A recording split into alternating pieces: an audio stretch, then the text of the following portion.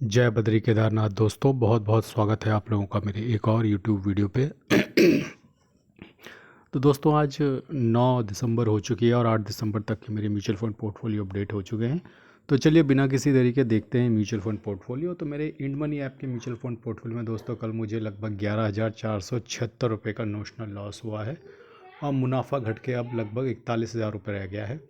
Invested value है 8,52,000, current value है portfolio के 8,93,000। रिटर्न है लगभग 4.5% का। 45,500 रुपये की SIP लगी हुई है, जिसमें से 11,000 की SIP कंप्लीट हो चुकी है। तो मेरी मंथली SIP यही चलती है। ग्रो ऐप पे कोई SIP नहीं चलती है, आपकी जानकारी के लिए बता दूं। तो पारंपरिक में कल मुझे 1,000 रुपये का नुकसान हुआ है। लगभग 6.25% के मुनाफे में है ये फंड अभी भी।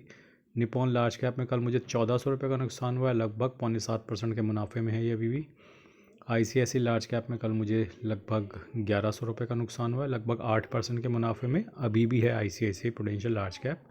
समस्या हुई है मिड कैप और स्मॉल कैप में। तो कोटक मिड कैप में कल 470 रुपये का नुकसान हुआ है। लगभग 4.5% के मुनाफे में आ गया है ये। एडलवेस स्मॉल कैप में 520 रुपये का नुकसान हुआ है। मात्र 2.25% के मुनाफे में रह गया है।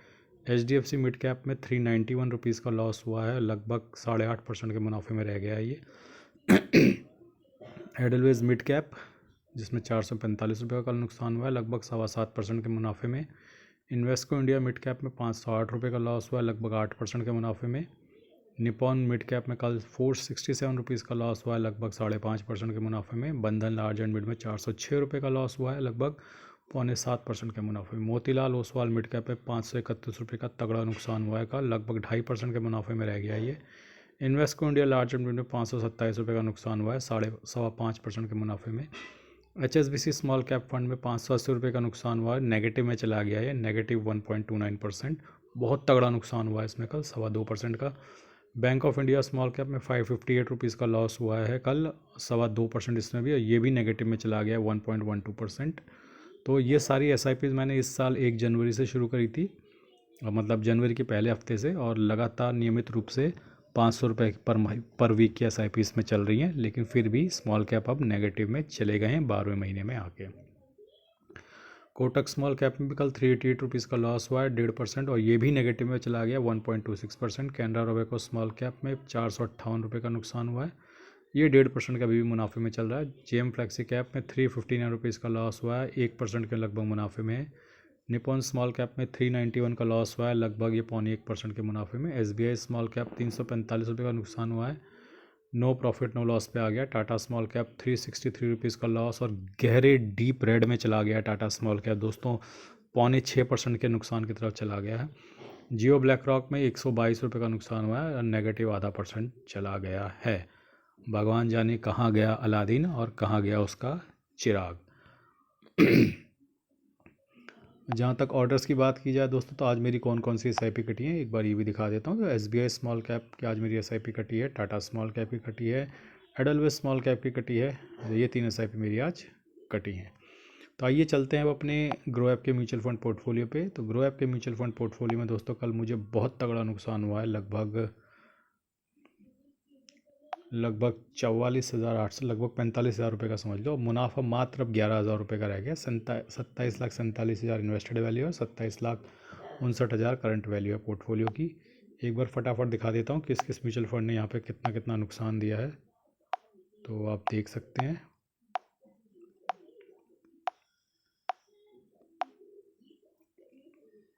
तो सबसे कम नुकसान पराग पारिक ने दिया, तो इसलिए वो सबसे ऊपर दिख रहा है। उसके बाद धीरे धीरे मैं स्क्रॉल कर रहा हूँ, आप देखते जाइए। मिड कैप और स्मॉल कैप में, खासकर स्मॉल कैप में तो बहुत बुरी पिटाई हुई है दोस्तों कल, बहुत बुरी पिटाई। इतनी बुरी पिटाई लगभग अप्रैल के बाद ही हुई है। और आप देख सकते हैं सबसे ज़्यादा पिटाई डिफेंस में हुई है। डिफेंस की भी अलग ही पिटाई चल रही थी, वो तो स्मॉल कैप से भी ज़्यादा पिटा है, तो उससे भी ज़्यादा पिटाई हुई है हमारी, और काफ़ी नुकसान में आ गया। ऑलमोस्ट सारा प्रॉफिट वाइप आउट हो गया इस पोर्टफोलियो का।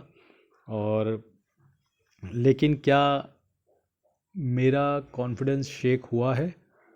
हल्का डेंट ज़रूर पड़ता है, लेकिन यहाँ पर आपको एक्सपीरियंस काम आता है और तजुर्बा काम आता है, क्योंकि ऐसा पहले भी हो रखा है मेरे साथ।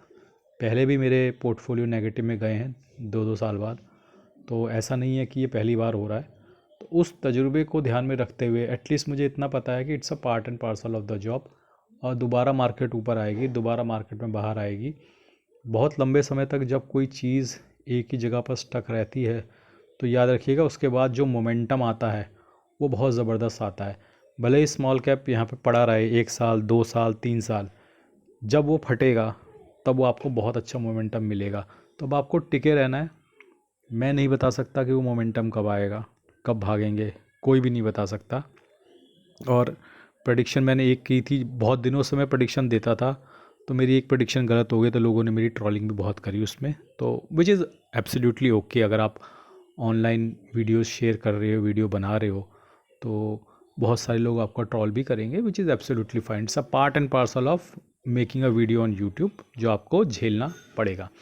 लेकिन आई थिंक जो लोग मेरा वीडियो देखते हैं वो इस बात को तो मानेंगे कि मैंने बहुत सारी प्रेडिक्शन दी थी, उसमें से शायद ये पहली थी जो गलत गई थी काफ़ी दिनों बाद।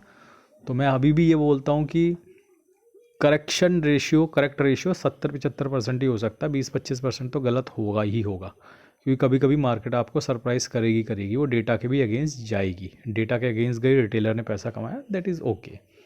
तो हम म्यूचुअल फंड में इन्वेस्ट करते हैं, ईटीएफ में इन्वेस्ट करते हैं, क्या मुझे वाकई में मार्केट की प्रेडिक्शन करके बताना चाहिए आप लोगों को? नहीं। क्या हमारे वीडियोस पे कोई इम्पैक्ट पड़ेगा उसका? नहीं। हम तो लॉन्ग टर्म के लिए इन्वेस्ट कर रहे हैं। जी हाँ, म्यूचुअल फंड एक बकेट है। जी हाँ, ईटीएफ एक बकेट है। जी हाँ, जिसमें लॉन्ग टर्म में आपको मुनाफा हो जाएगा, चाहे आप गलत लेवल पे ख़रीद लो, मार्केट 400 पॉइंट ऊपर ख़रीद लो, 400 पॉइंट नीचे ख़रीद लो। लेकिन फिर भी मैं आपको बता देता हूँ कि हमारे काफ़ी सारे सब्सक्राइबर ऐसे हैं जो कुछ एफ&ओ भी करते हैं, कुछ शेयर्स ख़रीदने में भी शौकीन हैं, तो शायद उनको हेल्प हो जाए। अदरवाइज़ मेरा म्यूचुअल फंड से रिलेटेड वीडियो होता है, मुझे तो प्रेडिक्ट करने की ज़रूरत है ही नहीं। म्यूचुअल फंड का तो सिंपल फंडा है, जितना गिरे उतना ख़रीदो, यही फंडा है। बट फिर भी मैं थोड़ा बहुत प्रेडिक्शन दे देता हूँ, शायद किसी को अच्छा लगे। हालांकि अब मैं कम दिया करूँगा, क्योंकि कल जिस तरीके से ट्रोलिंग हुई उससे मुझे थोड़ा बुरा लगा। हालांकि ऐसा नहीं कि मैं कम्प्लीटली बंद कर दूंगा, क्योंकि हमारे वीडियो से मार्केट कैसे जाने वाली है उसका कोई लेना देना है नहीं। म्यूचुअल फंड का मार्केट के स्विंग अप डाउन से कोई लेना देना है नहीं, क्योंकि हम लॉन्ग टर्म के लिए इन्वेस्टिंग कर रहे हैं। और मैंने अभी जब ये जर्नी शुरू करी थी तो मेरा पर्पस यही था कि मैं लॉन्ग टर्म इन्वेस्टिंग लोगों को एनकरेज करूँ और अपनी जर्नी दिखाऊँ। बाकी लोगों की इच्छा है। और ये तो हो गया मेरा ग्रो ऐप का म्यूचुअल फंड पोर्टफोलियो। और आज चलते हैं अपने शेयर्स और ईटीएफ के पोर्टफोलियो पे। तो शेयर्स और ईटीएफ के पोर्टफोलियो में आज सुबह मार्केट फिर से गिरी थी और मैंने तब वहाँ पे थोड़ी बहुत बाइंग फिर से करी थी। तो एक बार आपको दिखा देता हूँ क्या क्या मैंने बाई किया है। देखिए, अगर आप एक खुली किताब की तरह हैं, यानी कि रोज़ लोगों को पोर्टफोलियो दिखाते हैं, अपनी गलतियाँ और अपनी अच्छी चीज़ें रोज़ शेयर करते हैं, तब आपके ऊपर छिटाकाशी की संभावना भी ज़्यादा हो जाती है। ठीक है, इसीलिए, क्योंकि लोगों का स्वभाव ऐसा होता है कि वो आपको ट्रोल करेंगे, इसीलिए लोग अपना पोर्टफोलियो हाइड करके रखते हैं। लेकिन ऐसा नहीं है कि मैं अभी भी ट्रोलिंग से डर से अपना पोर्टफोलियो हाइड कर लूँगा। मैं अभी भी आपको अपना पोर्टफोलियो दिखाता रहूँगा। लेकिन लोग जब मेरे से कमेंट सेक्शन में ये पूछते थे कि भैया लोग अपना पोर्टफोलियो क्यों नहीं दिखाते, इतने सारे यूट्यूबर है वो अपना पोर्टफोलियो हाइड करके क्यों रखते हैं? इसीलिए जिस दिन वो गलत जाएंगे उनकी इतनी हैवी ट्रोलिंग होगी ना, इतनी हैवी ट्रोलिंग होगी कि वो संभालते नहीं संभली जाएगी। और वो लोगों का सब्सक्राइबर बेस मिलियंस में है। आप सोचो, जिसके 4-5 मिलियन सब्सक्राइबर हैं, अगर उसकी बताई हुई प्रेडिक्शन गलत जाती है और वो आपको पोर्टफोलियो डेली बेसिस पे शेयर करता है, उसकी कितनी ट्रोलिंग होगी, कितनी बेइज्जती होगी।